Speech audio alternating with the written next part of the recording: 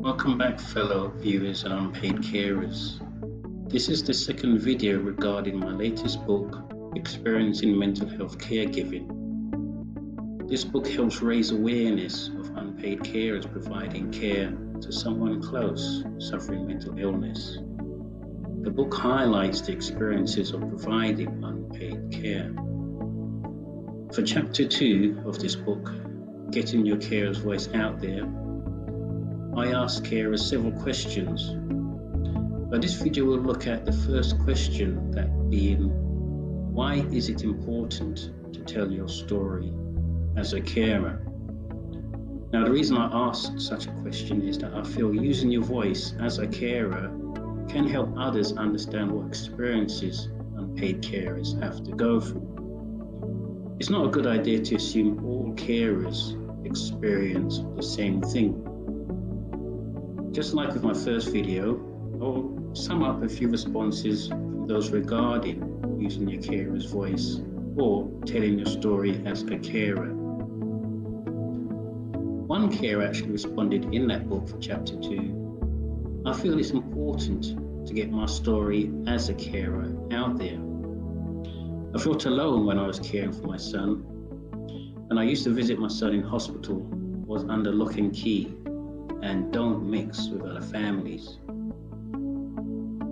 Another carer felt, I think that the impact on families and on caring is what carers do. It can be largely invisible. People just aren't aware of it. So telling your carer story has a huge impact on people.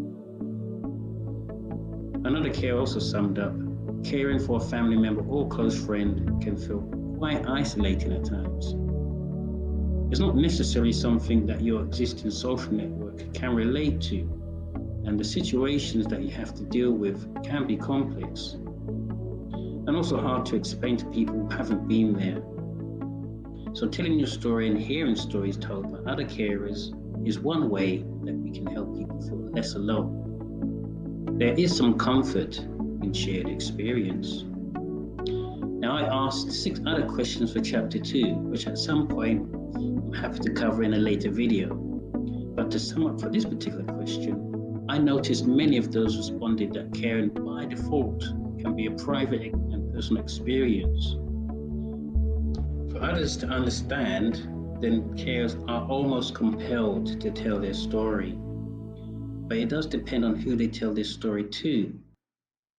If talking to other unpaid carers, then it is a comforting shared experience where carers can learn from them.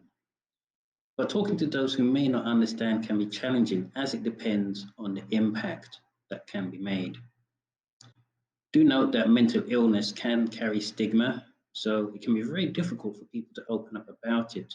And this goes the same to unpaid carers. Now, if you're interested about mental health carers, you can buy my book on the link below the video. Thanks for watching, and I'll see you again soon.